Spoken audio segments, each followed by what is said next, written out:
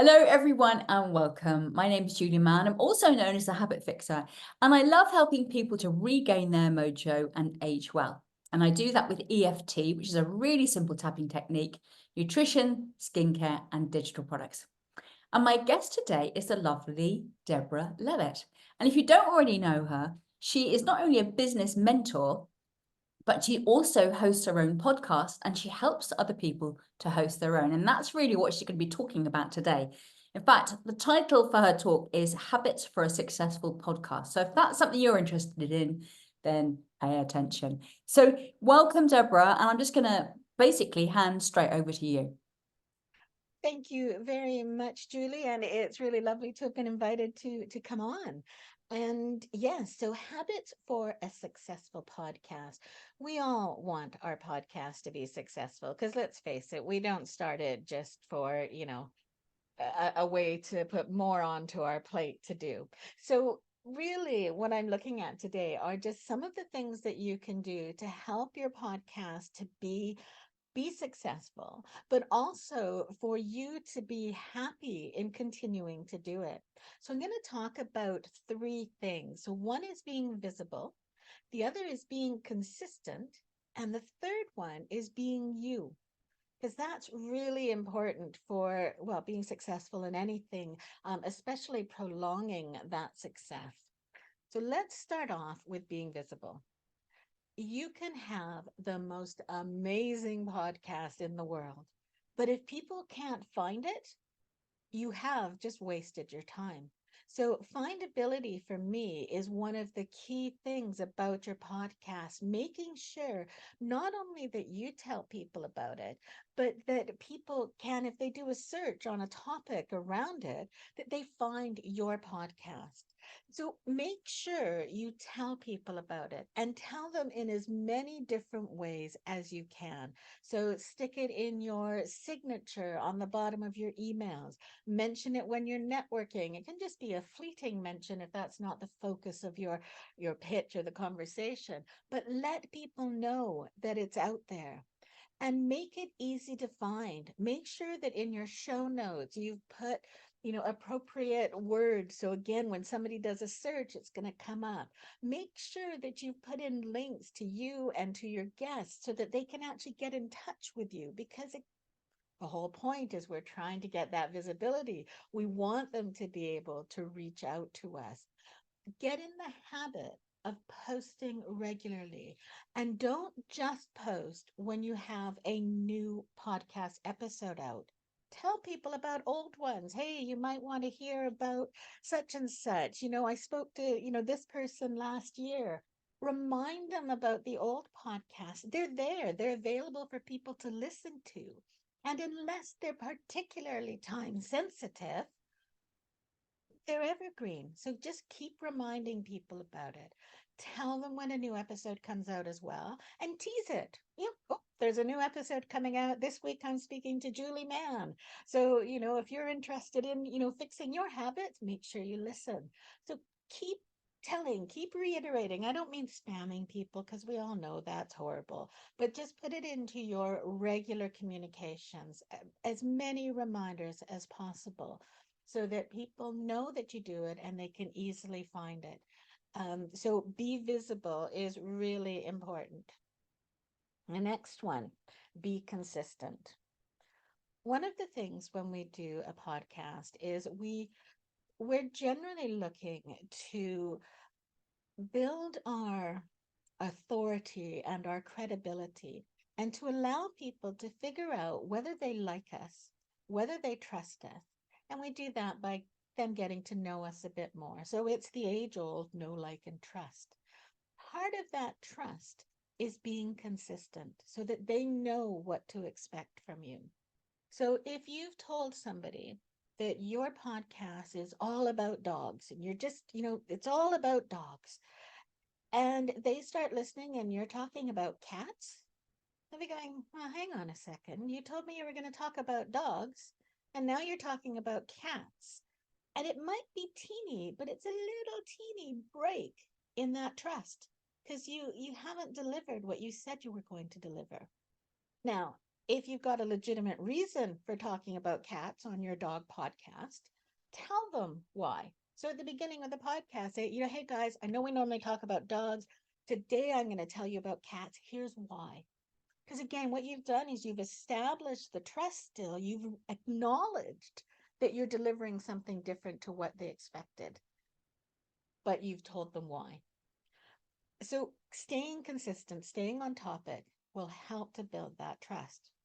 The other thing is to stay on time. If your podcast time fluctuates dramatically, people will find it difficult to regularly slot it into their schedule. And you want it in their schedule. So if they normally listen while they're doing the washing up, or they listen while they're, on the train to work, whatever it is where they normally listen to you, they're going to have an expectation about how long it's for. And that's why it fits into that time. And I don't mean, okay, hang on, it's 15 minutes. I must talk for 15 minutes. I can't be longer. I can't be shorter. It's like, no, it's normally 15 to 25 minutes. It's 20 to 30 minutes. It's a range that you consistently deliver to. If you are all over the place, they're going to find it difficult to know when to listen to you. Part of that is, and I really believe this strongly, do not pad. If you thought, oh, normally it's 20 minutes and you only have 5 minutes of content today, don't waffle on for the extra 15 minutes, because that's worse than talking for 5 minutes.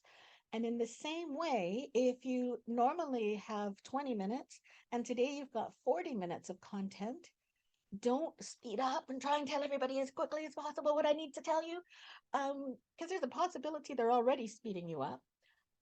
Just again, either split it into a couple of episodes, exactly the same as a topic. Tell them at the beginning, hey guys, short episode today. It's only going to be about 5 minutes, or extra long episode because I really just had to tell you about this. So, again, really managing their expectations and establishing and building on that trust, because we all have to do things differently sometimes. Stay on schedule. Again, people put your podcast into their schedule. If you don't release when you normally release and when they expect you to, you start to fall out of their schedule. And then they forget about you because, well, we forget about things, don't we? So much out there. So try and make sure that you're really consistent. If you're releasing weekly or bi weekly, whatever it is, try and put it out there on that schedule consistently. And if it's, so if I normally do it on a Sunday, always do it on a Sunday. If you're going to miss some dates, tell people. So if you're doing it in seasons and you're going to take a break, just give them a heads up. If you can't tell them because something unexpected has come up, then in the next episode, just address it briefly. Hey guys, sorry I missed last week. Here's why. Um, so again, we're just all about them starting to feel, yeah, actually, I really know that person and I can trust them because they're at least explaining things to me if things don't go to what I expected from them. And as we said at the beginning of this little segment, know, like, and trust is everything. So be visible, make sure people know where your podcast is, when it's coming out, what you're talking about. Be consistent. Tell people if you need to do something that's out of the norm, but don't force it as well. And then the third one is be you.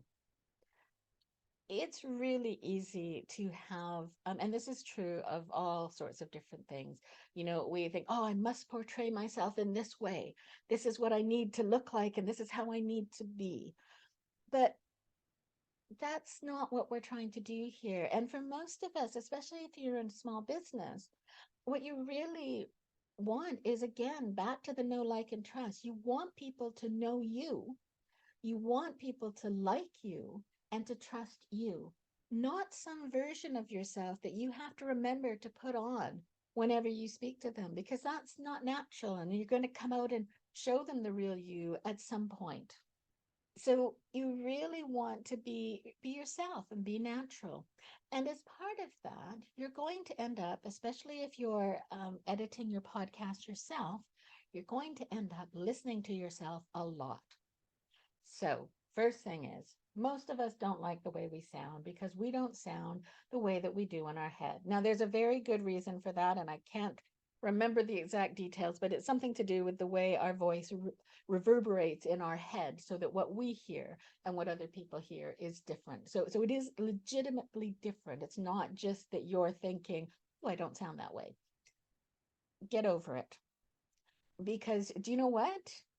That's what you sound like. Whether you like hearing it or not, that is what everybody else hears. And they like you. They don't care what you sound like. That's just part of you. So don't, try not to anyway, worry about how you sound. And this comes down to also looking at the words we use, the ums, the ers, the fillers. Those are all natural. So don't be hypercritical of yourself. I realized when I started doing my podcast a few years ago, I start almost every sentence apparently with so or and. And as soon as I start trying to tell people that that's what I do, I immediately become hyper aware that I'm starting with and so. And every time I say it, I'm saying, oh, shoot, there, I've done it again. Don't worry about it. That's the way I speak. You'll have other things that you do. Only worry if it's something that you're doing that's really irritating. So, for example, if you and occasionally, absolutely fine. As I said, we all do it. I've interviewed, professional speakers. They do it. It's natural. If you do it repeatedly, so for example, if I was going um, um, now it's starting to become a little bit more of a problem because all the person is hearing is So watch out for that. And again, just try and be practical with yourself. At what point does the umming become a problem?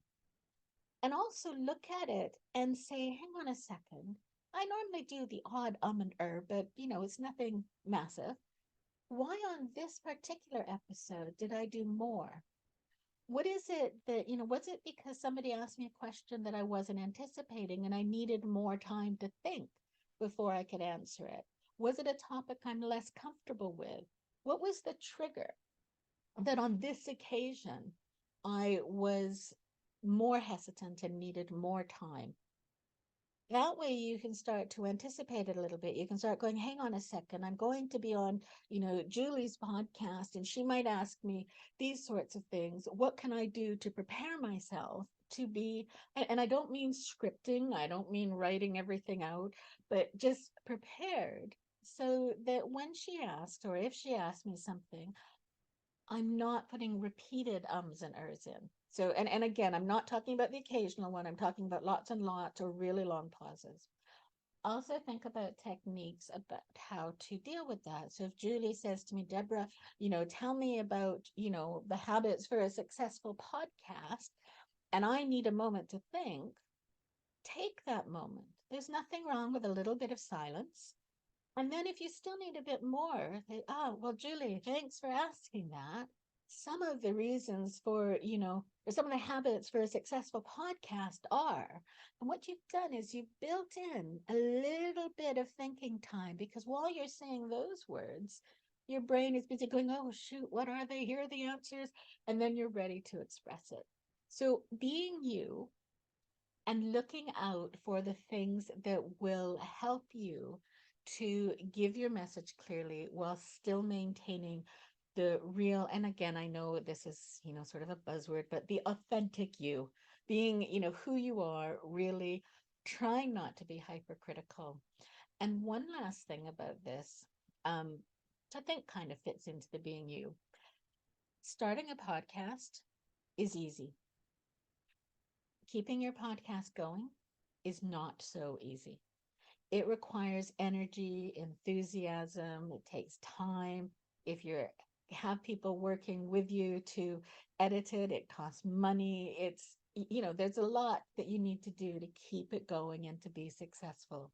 So make sure you know why you're doing the podcast and what you're getting out of it, because that will help see you through those dips when you're starting to feel like, oh, why am I doing this? Oh my God, I've got to record another interview.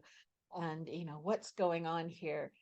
you can remind yourself, oh yeah, that's right. I'm doing this because, Julie said, oh, I like to, speak to people and give them the opportunity to share their habits. So it's like, oh yeah, that's why I'm doing it. And I really still believe in that. So that's fine. I'll pull myself through this dip. And if you can't pull yourself through the dip, then you can start thinking about, well, hang on a second, is my why still valid? Because if it isn't, then you can adjust it and you can either change your podcast, stop your podcast, do something to refresh it, to give you back that energy. And all of that will help you to be you and to be yourself and to make sure that the real you comes across and that everybody can not only find your podcast, they trust you, but they now are getting to know and like you. Those are my habits for a successful podcast, Julie. Oh, Deborah, I could just listen to you all day. Oh my goodness, I've learned such a lot, and I clearly have quite a lot of work to do. That was absolutely brilliant. I think one of the things that really stood out is authenticity, is that we really need to be ourselves in life, and that when we try to be someone else, we're just second best, really. And it's all about kind of owning who we are, and and being willing to make mistakes and learn from those things. And like you say, look at things if they're not working, and readjust, and maybe decide to stop doing a podcast if it's really not working for you. That's okay too. Exactly. So thank you so much. I'm going to put all Deborah's links below this interview, whatever this is, this sort of habits recording. And my links will be there as well. So check her out. If you need a business mentor, or if you're thinking about launching a podcast, we'd like some tips on the podcast you already have, then get in touch and reach out to her. So all there is for me to say, Deborah, is thank you so much. I love that. I'm going to be listening to it again. So thank you for coming on. And thank you everyone else for watching. If you've enjoyed this, please like it, share it, please subscribe, because the more subscribers, the more people know about what I'm doing and what Deborah's doing and all the other wonderful guests that I have on. So thank you. Thank you. Bye.